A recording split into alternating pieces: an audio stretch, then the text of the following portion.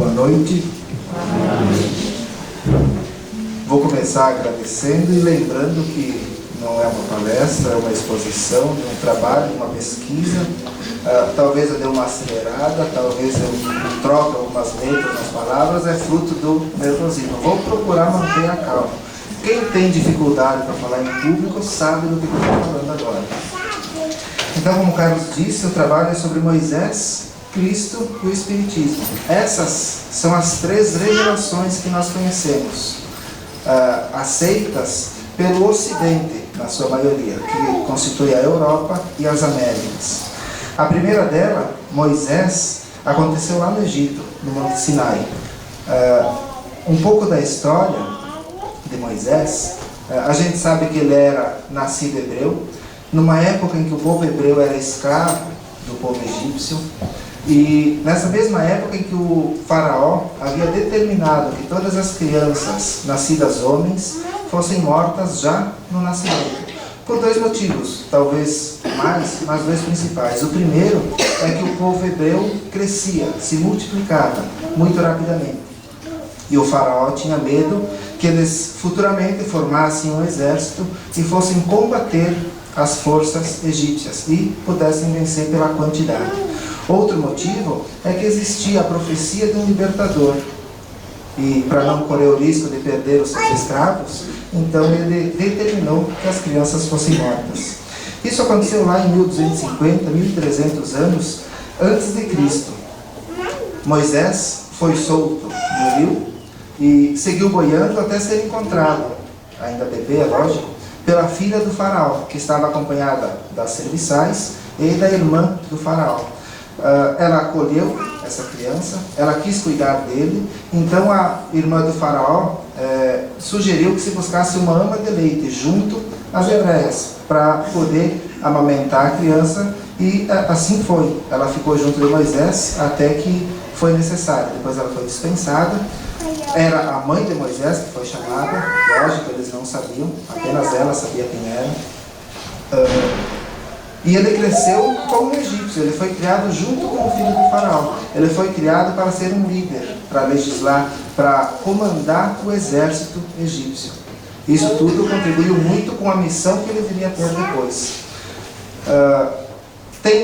Na história, tem uma parte em que ele vê um acontecimento, ele participa, ele mata um soldado egípcio depois que ele já é adulto, e ele precisa fugir do Egito. Eu vou adiantar um pouquinho, senão se estende demais.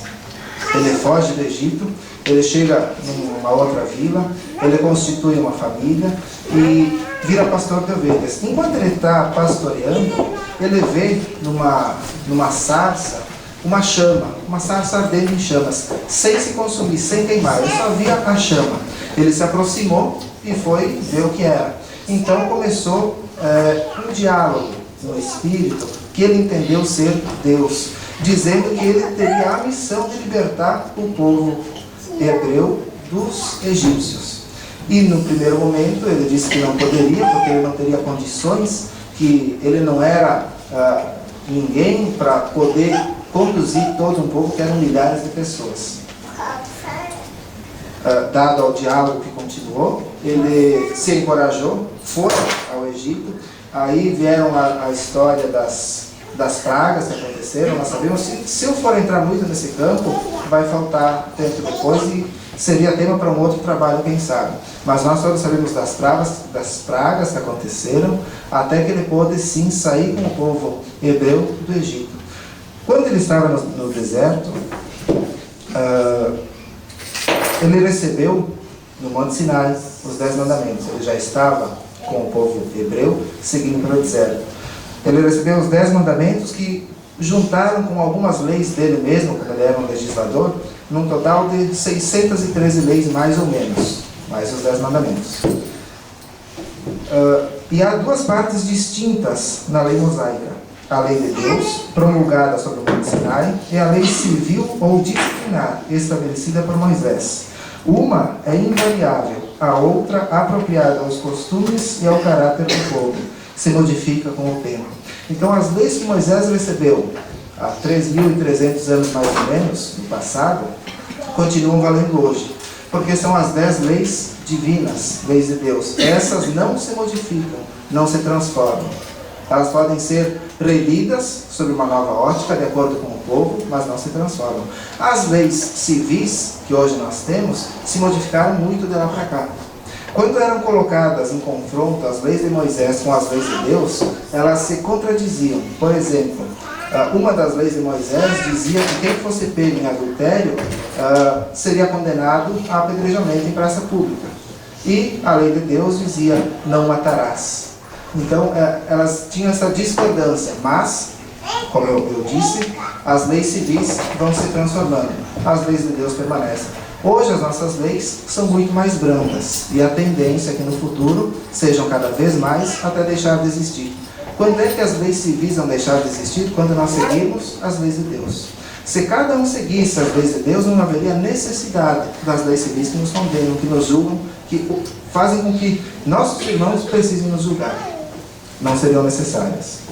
Os 10 mandamentos, eles fazem parte, eles estão aqui nesse item, no nosso Evangelho segundo o Espiritismo. Eu vou ler eles agora, porque eu não sei de cor. O primeiro é: eu sou o Senhor vosso Deus, que vos tirei do Egito, da casa de servidão. Não tereis outros deuses estrangeiros diante de mim. Não fareis imagem talhada, nem nenhuma figura, de tudo que está no alto, no céu e embaixo na terra, nem de tudo que está nas águas sob a terra. Não os adorareis, nem lhes rendereis culto soberano. O segundo: não tomeis em vão o nome do Senhor vosso Deus. O terceiro: lembrai-vos de santificar o dia de sábado. O quarto: honrai o vosso pai e a vossa mãe, a fim de viverdes longo tempo na terra que o Senhor vosso Deus vos dará. O quinto: não matareis. O sexto: não cometereis adultério. O sétimo: não furtareis. O oitavo: não prestareis falso testemunho contra o vosso próximo. O nono: não desejareis a mulher do vosso próximo. O 10º: não desejareis a casa do vosso próximo, nem seu servidor, nem sua serva, nem seu boi, nem seu asno, nem nenhuma de todas as coisas que lhe pertencem. Esta lei é de todos os tempos e de todos os países, e tem por isso mesmo um caráter divino. Essa lei se aplica a nós, se aplica a todas as criaturas que habitam o universo. Ela não é só para nós que estamos aqui na Terra, são para todos. É uma lei universal e imutável. Na época, Moisés conquistou, talvez, pelo medo, pela imposição de um Deus terrível, de um Deus que castiga, de um Deus que pune. Hoje nós temos uma ideia diferente.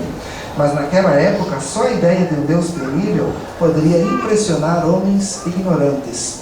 Era Moisés, para conduzir milhares de pessoas. Ele não teria conseguido se não fosse dessa forma.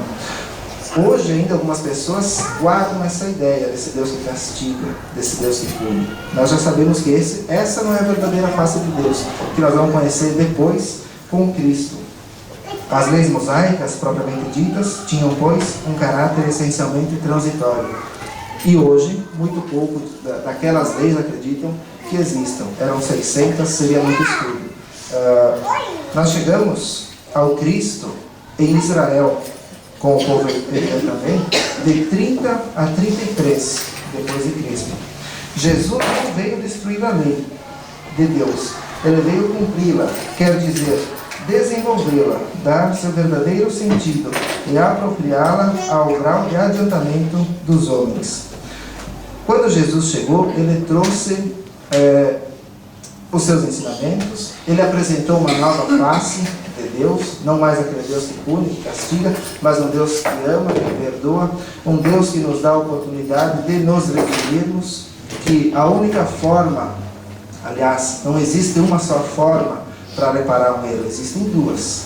Uma é sofrendo como fiz sofrer, outra é amando, é servindo, é trabalhando. Ninguém precisa sofrer. Agora, se eu não me coloco num propósito melhor, se eu não trabalho, se eu não passo a cultivar esse amor que Jesus ensinou, aí eu vou precisar sofrer. E a outra vez são duas estradas, a dor e o amor. Cada um é livre e Deus não interfere.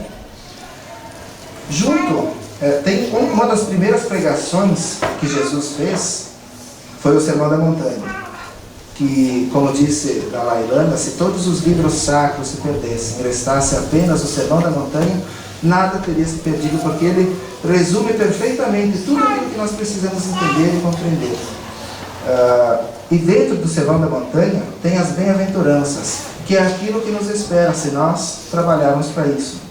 Bem-aventurados os pobres de espírito, bem-aventurados os que choram, bem-aventurados os mansos, bem-aventurados os que têm fome e sede de justiça, bem-aventurados os misericordiosos, bem-aventurados os puros de coração, bem-aventurados os pacificadores, bem-aventurados os perseguidos por causa da justiça, bem-aventurados os perseguidos e caluniados por causa do Cristo. Alegrai-vos, porque será grande a vossa recompensa nos céus. Está em Mateus, capítulo 5, versículo 3 a 12. Ele trouxe o princípio da lei de amor, de um Deus justo, de um Deus de misericórdia, de um Deus que perdoa, e que não se vinga, que não pune e que não castiga. Amar a Deus acima de todas as coisas e ao próximo como a si mesmo. Está aí toda a lei e os profetas. Esse é o resumo que Jesus fez das leis de Moisés, dos 10 mandamentos, a parte das leis divinas. Então, se antes ficava difícil talvez entender ou mesmo seguir essas leis, ele transformou de 10 para 2, simplificou. E aí nós temos, eu vou adiantar um pouco no capítulo 15, item 4, o maior mandamento, que começa com o trechinho da Bíblia.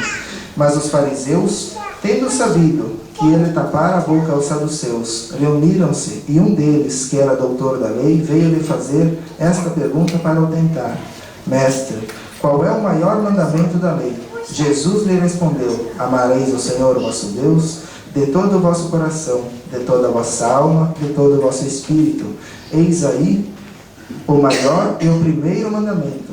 Eis o segundo, que é semelhante a este: Amareis vosso próximo como a vós mesmos. Toda a lei e os profetas estão contidos nesses 2 mandamentos. Ali diz que perguntaram para o tentar. Em muitas passagens que nós vamos encontrar na Bíblia, eles tentaram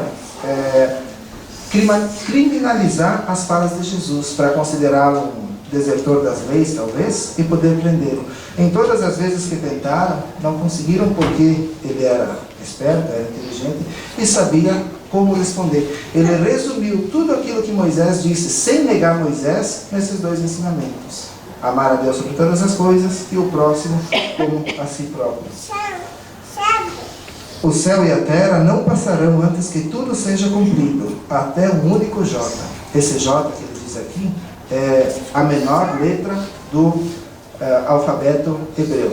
Para nós, daria para considerar um ponto, uma vírgula, quem sabe. Então não vai passar nada, não vamos chegar ao lugar algum sem que antes tenha se cumprido toda a lei de Deus, sem que antes nós possamos vivenciar essas leis de Deus, que nós possamos compreendê-la e entendê-la.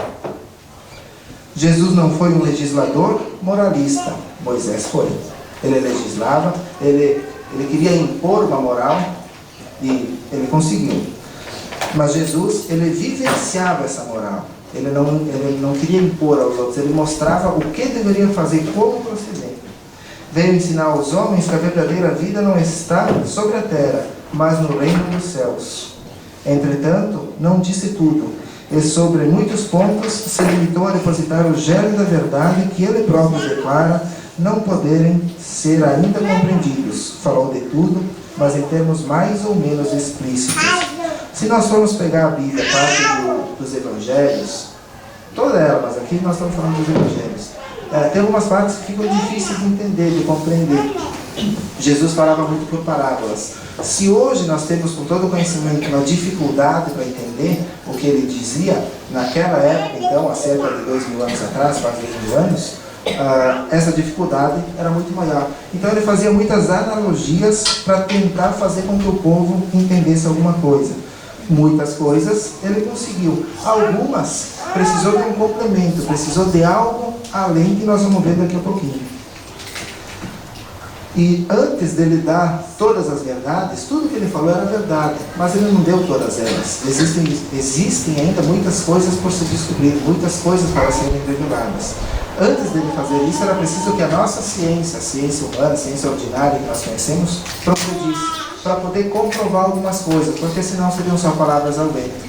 Agora, quando alguém fala e se pode comprovar, é mais fácil de aceitar, é mais fácil de nós compreendermos e entender como funciona. Então aqui diz: a ciência deveria contribuir poderosamente para a eclosão e o desenvolvimento das ideias. Seria preciso, pois, dar à ciência o tempo de progredir, que foi o que aconteceu até mais ou menos 1857, em 18 de abril, quando foi lançado o Livro dos Espíritos por Allan Kardec. Foi codificado por Allan Kardec, mas foi todo revisado, foi todo ditado pela espiritualidade superior. Eram, na primeira edição, 519 perguntas, 519, né? 501 perguntas, senhor Espírito que me ajuda aí. 501 perguntas, e depois a segunda edição com 1019 perguntas.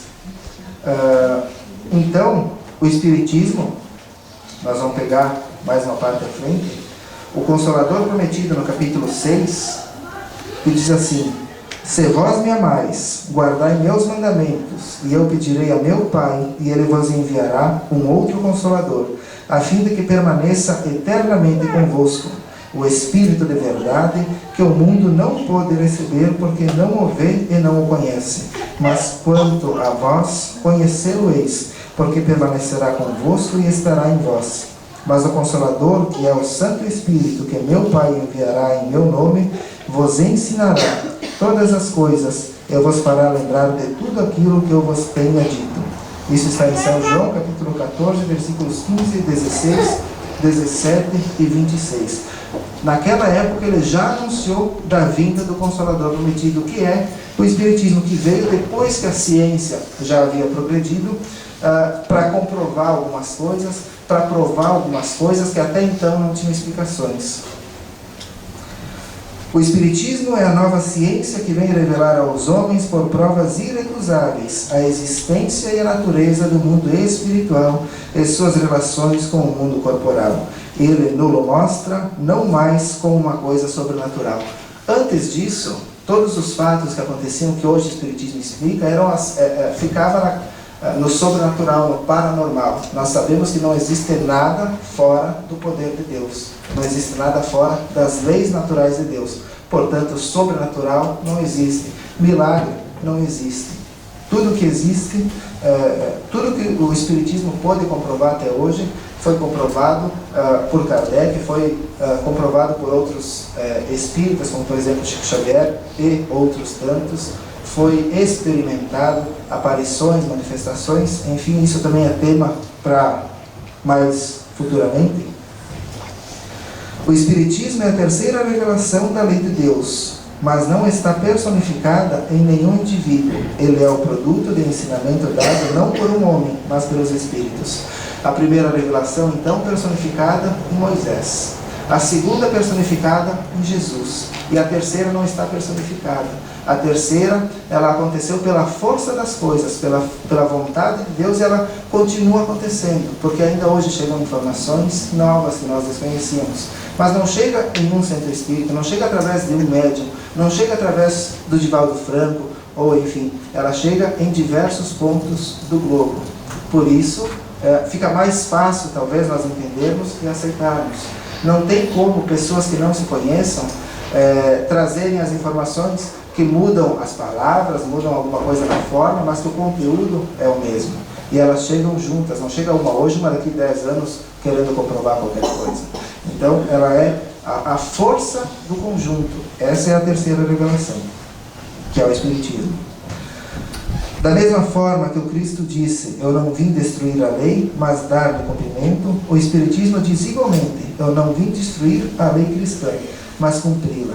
Teve um tempo onde os ensinamentos de Jesus passaram um tanto esquecidos, ficaram meio obscuros. Muita coisa foi modificada.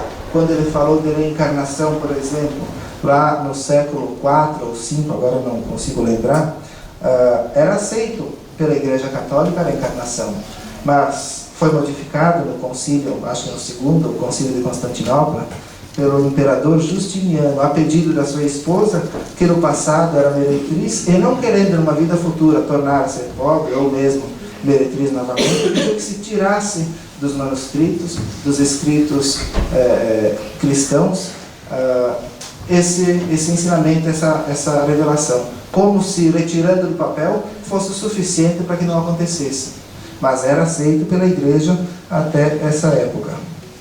Assim, o Espiritismo realiza o que Jesus disse do Consolador prometido: conhecimento das coisas que faz o homem saber de onde vem, para onde vai e por que está na terra, chamamento aos verdadeiros princípios da lei de Deus e consolação pela fé e pela esperança. De certa forma, nós costumamos dizer às vezes, o Espiritismo matou a morte, porque até então nós tínhamos medo da morte. O que acontece? Para onde nós vamos? Hoje nós sabemos. Tem os livros de Kardec, que são a base do Espiritismo, que nos contam. Tem 412 livros de Chico Xavier, além de outros autores, mais 200 e tantos livros de Edivaldo Pereira Franco, diversos autores, sem contar nos trabalhos mediúnicos que as casas espíritas realizam e que essas informações vão chegando também de como é, para onde vamos, o que nós temos que fazer para merecermos um lugar um pouco melhor. Então a morte, para nós, é uma passagem. Não dói? Dói. Claro que dói. Porque nós ainda somos um pouco egoístas, um pouco orgulhosos, ainda dói. Mas nós não nos desesperamos com a partida de alguém. Nós buscamos entender, compreender que cada um tem o seu tempo. Quando chega o tempo final, é hora de partir. E essa certeza da vida futura, essa certeza de que não acaba com o túmulo, conforme. Porque nós temos essa certeza.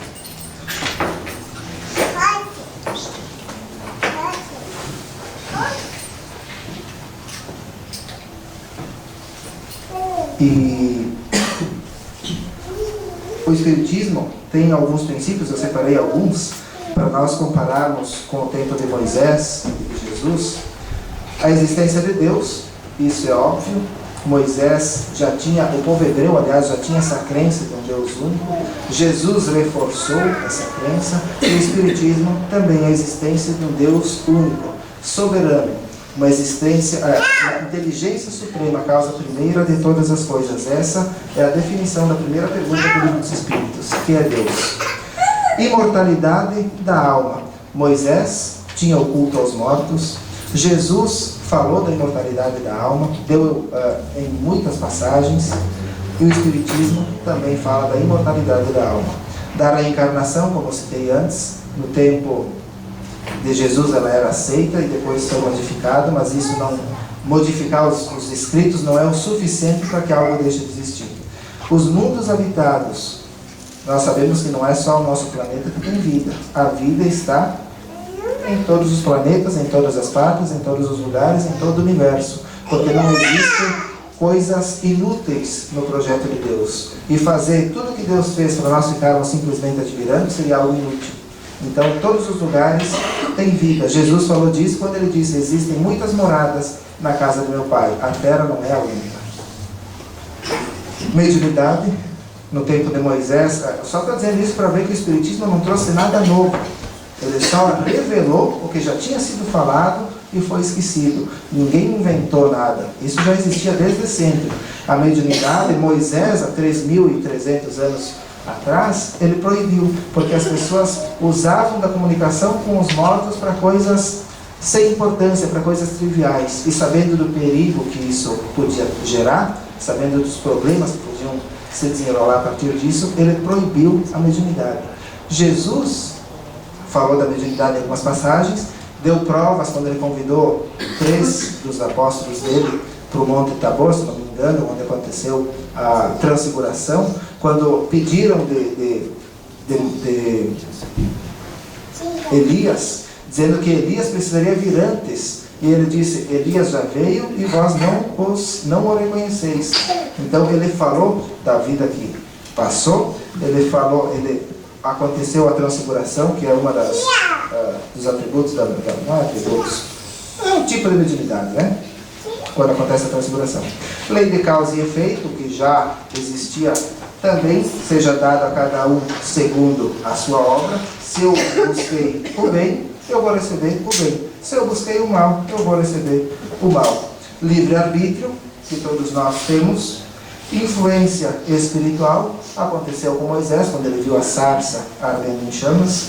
Aconteceu com Jesus, quando ele estava meditando no deserto e ele foi tentado pelo diabo, como diz na Bíblia. Isso é uma influência espiritual, que ele não cedeu. Nós, muitas vezes, acabamos cedendo.